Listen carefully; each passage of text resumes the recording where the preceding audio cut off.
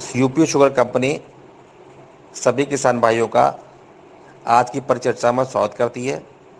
किसान भाइयों, आज हम आपको तरया हंसराज के प्रगतिशील किसान दीपक कुशवाहा, प्रदीप कुशवाहा से मिलवाते हैं, जो कि शरतकालीन में गन्ना की बुआई करते हैं, उसके साथ सहफसली लेते हैं।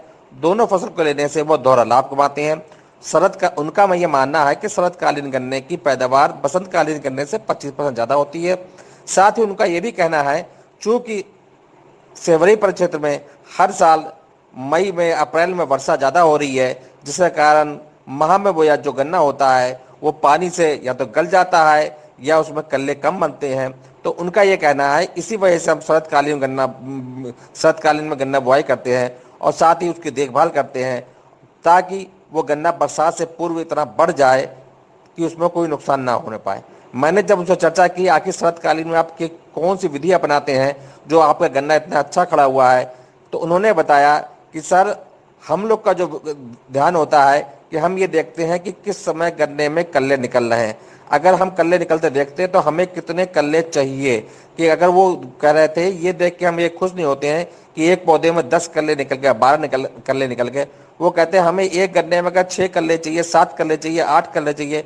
जैसे ही वो कल्ले पूरे होते हैं, हम उस खेत की जो गुआ है, गुए के अंदर मिट्टी डाल देते हैं, जिससे कि अन्य कल्ले ना निकले, क्योंकि अन्य कल्ले निकलने से जो कल्ले ये निकले हैं इनके मरने की संभावना होती है। उनका कहना यह है कि अगर 7 कल्ले 8 कल्ले निकल गए और हमने घू में मिट्टी डाल दी है, उसके बाद हम हल्की से उस खेत में यूरिया लगाते हैं, ताकि जो कल्ले निकले हैं वो मिल में आपूर्ति योग्य गन्ने बने, जिससे कि उनकी पैदावार अच्छी मिले। यही उनका गुण रहस्य था, जो कि हम आपको खेत में दिखाएंगे वीडियो में और बताएंगे। और सेवरेज चीनी मिल की सभी किसान भाइयों से अपील है कि वो इसी विधि को अपनाएं, गन्ना शरतकालीन बोएं, ज़्यादा क्षेत्रफल में सह फसली लें। और साथ में जो उन्होंने बताया था कि कल्ले वाली बात को जरूर ध्यान रखें। जब उनको लगे कि कल्ले उनके पर्याप्त निकल गए हैं तो उसको मरने ना दें, उस घुए को उसी समय मिट्टी डाल के पाटने के साथ हल्की सी यूरिया खाद दें, ताकि सभी कल्लों को पोषक तत्व मिल सके और वो बढ़ सके, जिससे कि वो मिल में आपूर्ति योग्य गन्ना बन सके। तभी सभी किसान को भरपूर पैदावार मिलेगी।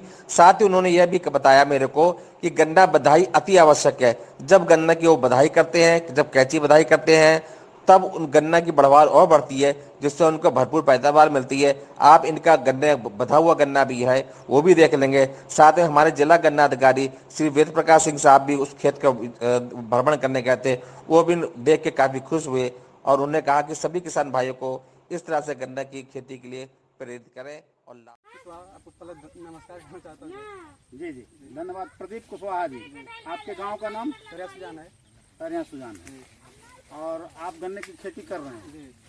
आप ये बताने का कष्ट करें कि ये गन्ना आपका जो इतना बढ़िया लहलहा रहा है, 20 फीट के लगभग हाइट पकड़ा हुआ है और आपने 4 बधाइयाँ कर दी। मैं ये जानना चाहता हूँ और आपके माध्यम से अन्य किसानों को भी बताना चाहता हूँ कि लगभग आपने ये गन्ना किस समय बोया था? 1 सितंबर को लगाए थे सर। 1 सितंबर को। जी।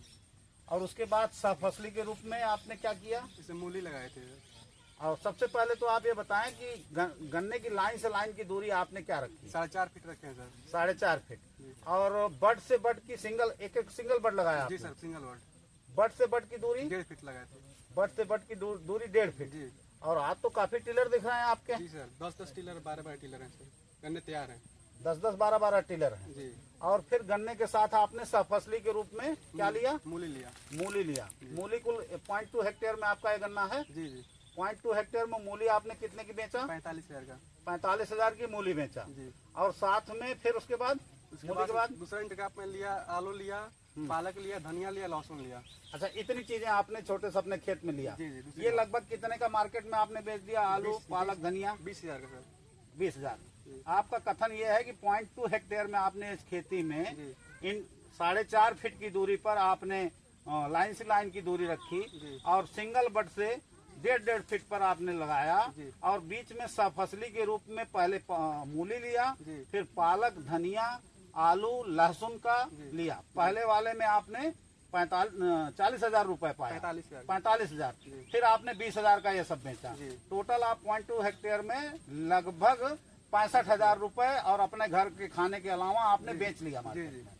फिर आप पता चला कि आपकी क्रॉप गिर गई थी जुलाई में। जी जुलाई में सब गिर गई थी सर। हाँ, जमीन ले ली थी। आज वो सामने अभी खड़ी है सर। हाँ, चौथी बनाई हो चुकी है सर इसकी। चौथी बधाई आप कर चुके हैं जी और फिर आपने जमीन से उठा के इसको बांध करके फिर से खड़ा कर जी दिया। खड़ा कर दिया। चलिए, बहुत बहुत बधाई। आप किसान भाइयों से क्या अपील करना चाहते हैं? कि शरदकालीन गन्ने में बुआई करें।